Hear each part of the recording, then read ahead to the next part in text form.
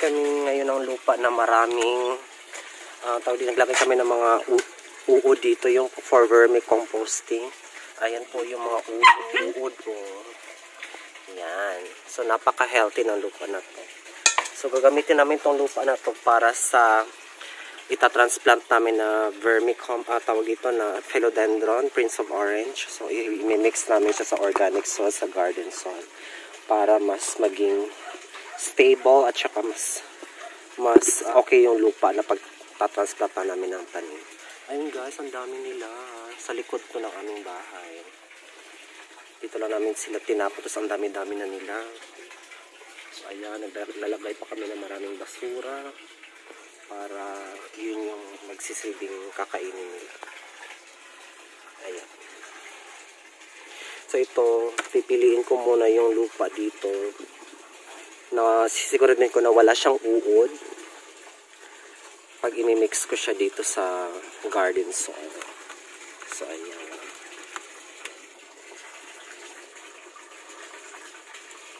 So, pwede yan. Pipiliin ko lang. Make sure na walang uod. Kasi baka kainin nila yung roots ng aming philodendron. At ayoko mangyari yun. Kasi medyo mahal yun eh.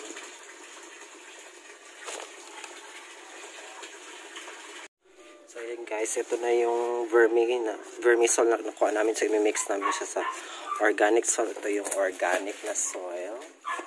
Para mas okay yung lupa. At ito yung tanim na kukuhanan namin ng baby. So ito yung itatransplant namin. So puputol kami dito guys. Ayan. Kasi marami na siyang ugat. Marami na siyang baby. So sana maging successful. And guys, so before tayo mag-cut, i-disinfect muna natin ang ating cutter. Hindi siya matabunan. Cutter natin ng alcohol para walang bacteria yung ating cutter. Ayan.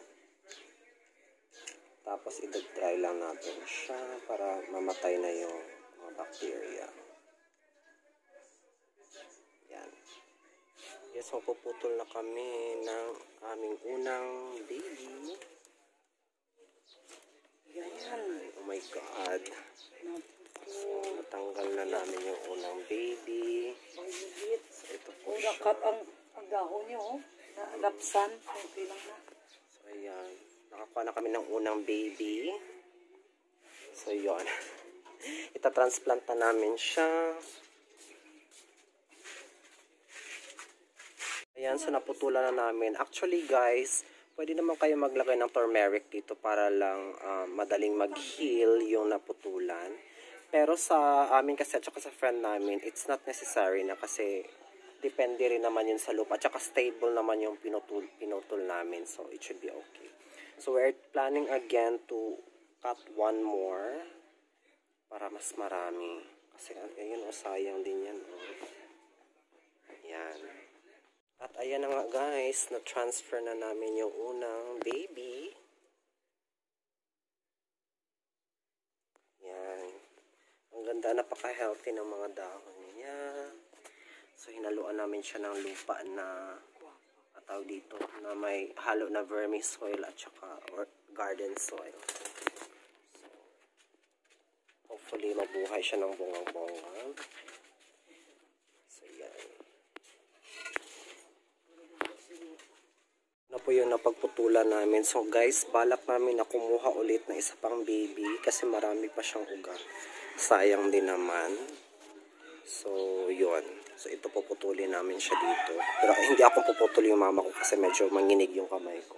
So kukuha kami ulit ng another set of vermisoil. Imimix namin siya sa garden soil para mas stable at mas healthy yung lupa. So, ayan guys, kukuha na naman ako ulit ng vermisoil dito sa likod na. So, ayan guys, kukuha na naman ako ng another set ng vermisoil na imimix namin kasi puputol kami ulit ng isa pang baby doon sa philodendron namin. Tingnan nyo naman guys, sobrang napaka-healthy ng lupa na. Kasi dito yung mga basura namin, yung mga nabubulok na mga basura, dito namin sila tinatambak para may makain yung mga uod at dumami din sila. So, ayan. Bubutasan muna namin to guys kasi hindi pwedeng walang butas for water drainage.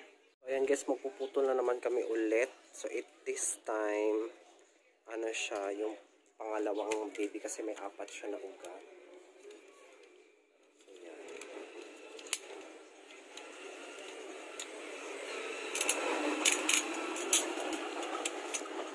Ayan.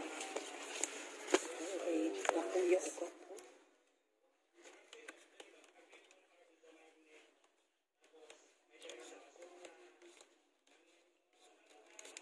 Sige na. Ayan. Ayan. Uy, ang laki ito. Oh. May mga ugat siya dito sa baba. So, yan. So, meron siyang iipta lang na, iipta lang. Nakakadami siya ugat. Ayan, kasi marami siyang ugat, guys. Sayang. Ayan, oh. Pakita ko diya ang lawas na eh. Nga na siya ugat. Ito po yung katawan niya. So, marami siyang ugat. 1, 2, 3. Ang daming ugat, guys. So, this is perfect. So, itatansok na namin siya. So, it's up to you guys kung lalagyan niyo siya ng turmeric powder para dun sa mga sugat niya. Pero sa amin kasi yung sa friend namin, buhay naman sila kasi depende pa rin naman sa lupa. Importante may stable siya na lupa. So, ayaw tabo nito lupa na yung ang nakana. Samad. Ang samad. So, meron na kaming dalawang natanim.